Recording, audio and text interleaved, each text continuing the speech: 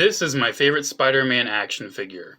It's regarded as the McFarlane Spider-Man. It was released in Spider-Man Classics, and it is very rare and expensive.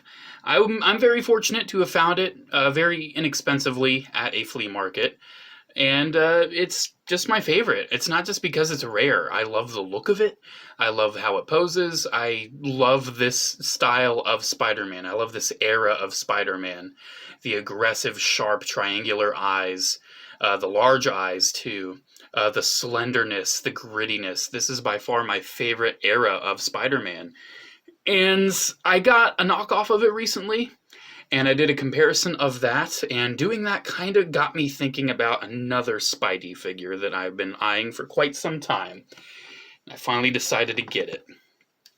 It's basically the same thing, but bigger. Is it exactly the same? No. It's not exactly the same. It's not exactly the same sculpt. It's not, exactly the same articulation and engineering and everything. But this is the Marvel Legends Icons Spider-Man. And I've been eyeing this for years. I was thinking about getting the Hasbro Marvel Legends 12-inch Spider-Man, but the thing is, I already have the symbiote one, and I love the mold, but I don't feel like I need it again. And like I said, I like Spidey being slender and gritty and muscular with all of this black shading and the fierce eyes. And I don't feel like modern Spidey, especially with Hasbro's painted on web lines and lack of weathering and grittiness. It's just not my style of Spidey. So I want to go back and get this one, and I absolutely love it. Do I love it more than the actual 6-inch McFarlane one? No.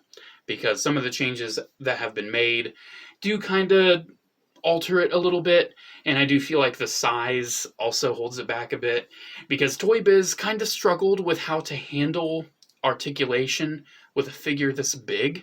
Is it still very posable? Yes, it's very posable, but it does have some issues.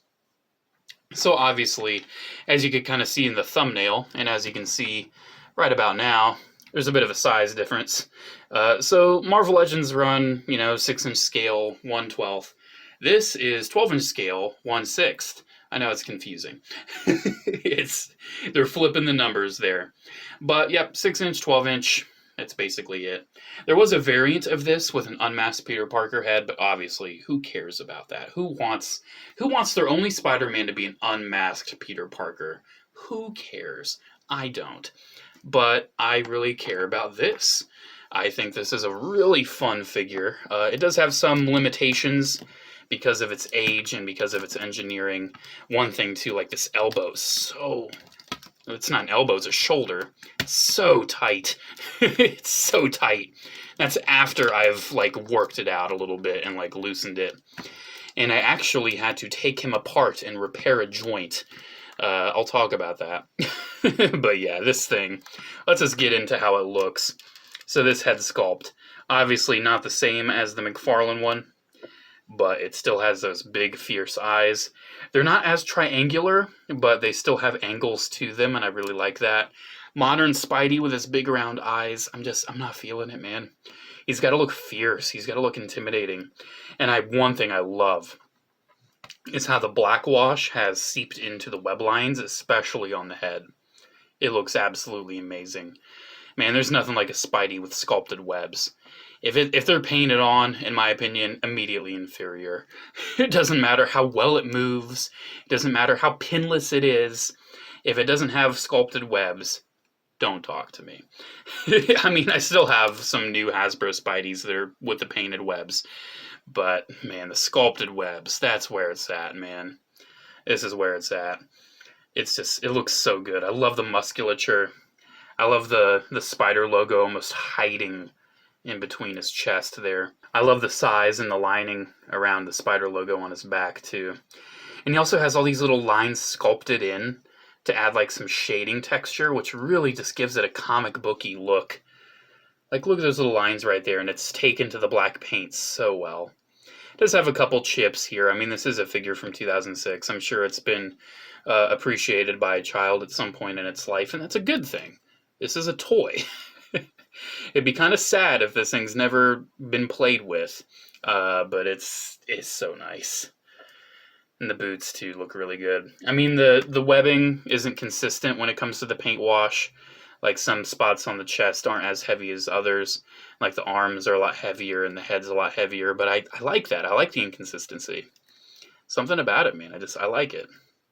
Oh, I love this figure. It's just so nice looking. Posability is one of its big things. And let's just talk about that. So it is a Marvel Legend from Toy Biz, so it does have some pretty good articulation. Unfortunately, the head in certain poses, especially with like side poses, you are limited because it does have the disc hinge and it doesn't really have any form of tilt whatsoever. It does have butterfly joints, but I haven't gotten them to work.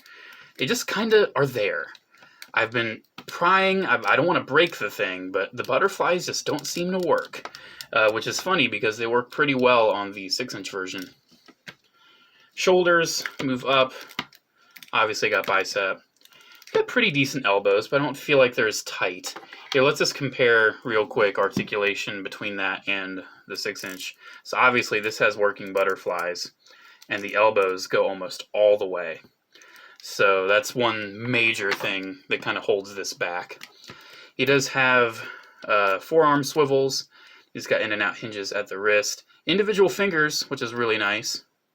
So you can have him... Oh, you looked. Gotcha. But yeah, mainly you can just have him thwipping. You can be thwipping. He's thwipping. One thing, though, I want to talk about this.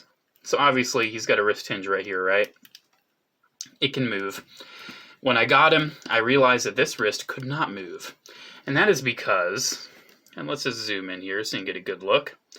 That is because it was paint stuck. All that is black paint. His wrist was absolutely paint stuck. It might as well have been glued in. So I heated up the plastic, and I was able to pry the pin out, and the wrist was still stuck in there. I had to yank it, and then that's what broke the paint, and then I had to reassemble it. So yeah, that's one thing about the black wash. Sometimes it'll seep into the plastic, and sometimes it'll prevent it from moving. But it's all good. It happens. It's funny, though, after all these years, you know, this figure's been around since 2006, and I'm the first person to fix that. Anyways, he's got a very clicky torso. I feel like it only has 2 clicks, and there's a little bit of give in between. So I feel like that is kind of limiting. Yet again, let's bring in the 6-inch, because I feel like this... I mean, you get way more backward motion, and you get way more of a crunch. There's no click to it at all. So I feel like the motion's a lot better there. He does have a waist swivel, which is good. His hips, though, ugh. So one nice thing about the 6-inch one is you can see the balls for the hips are a lot bigger, which some people absolutely despise, but that means they move around so much nicer. These hips give me early Marvel Legends Hasbro vibes, and that is not a good thing. So they're on these big discs, which kind of struggle to move. You can only get them moving forward about that much. You can get them moving outward as well, but it's just this mess of like trying to hinge it around and swivel it around, and it's so tight, I'm worried I'm going to break it. So that's disappointing. Thigh swivel, double joint at the knee, boot cut, up and down at the ankle. Very nice clicks, by the way. He's got a little bit of a tilt. You know, he's got a little bit of a hinge going there. I can respect that. And he's got a toe joint. So at the end of the day, let's try to get him in a Spidey pose. Good old classic Spidey pose. So let's get this leg as forward as possible. Let's get this bent. Let's see how we can get him with a toe. Toe right there. Get this leg out, forward, and bent. Get this crunched a bit. Let's keep that waist straight. Let's have him thwipping. How about that? Classic Spidey. He'll be thwipping. Then this arm just needs to be kind of taking care of his landing there. So, will he stand? You really have to work with the clicks with all of the joints, because you can see like he buckles under his own weight, you know, in between the ratchets. And so I think I got a little too ambitious with this pose. I don't think he's going to want to hold. But let's modify it a little bit. Let's get this ankle more forward and have him on his foot. Maybe move him around a little bit. bend his knee ever so slight, give him a little bit more support. There we go. We got him standing, and on his toe, actually. His foot's not fully planted. Come on, just a little bit more. Almost there. Almost there. Come on. Come on. Almost there. Ever so slight. There we go. He's probably not going to last, but we got him standing in a dynamic pose. He's still very posable. He's still very fun to pose, but with his size, the big ratchet joints, and some of the joints not having the range you would like, especially with those hips, he's no McFarlane Spider-Man. He is not. Because this thing, let me try to pull off a similar pose with this thing in like 2 seconds. So, one thing about McFarlane Spidey, though, I don't know if it's his paint wash or what, he has a very creaky figure. He's just so creaky. I'm worried he's just going to creak and like break someday just because of his creakiness. Let's see, here we go. Let's get a... Oh, there he goes. I knew it. Let's just lean him. Similar pose with McFarlane Spidey. Let's see if we can do it. I mean, it's 6-inch versus 12-inch. 6-inch has the upside of not being as heavy and as big and awkward. Come on, let's see if I can get him balanced. That's always the problem, balancing. Especially with a pose this dynamic. There we go, we got it. And he's on his toe. He's probably going to fall, but a lot easier with McFarlane. He's got a lot more range in the hips. Because one thing, I always assumed that the Icons was literally this Spider-Man, but 12 inches. For the longest time, that's actually what I thought it was, but it's not. It's a similar sculpt. It's very similar, but it's ever so slightly different. One big giveaway is the size of the red on the bicep. Totally covers the bicep from the outside. It's a little stripe on the McFarlane. So that tells you right there that this is not the same mold. And I honestly wouldn't expect it to be. I mean, they're different scales. But man, I do feel like if they would have taken it straight from the McFarlane, they probably would have ended up with a better figure. Overall, though, do I like this figure? Heck yeah.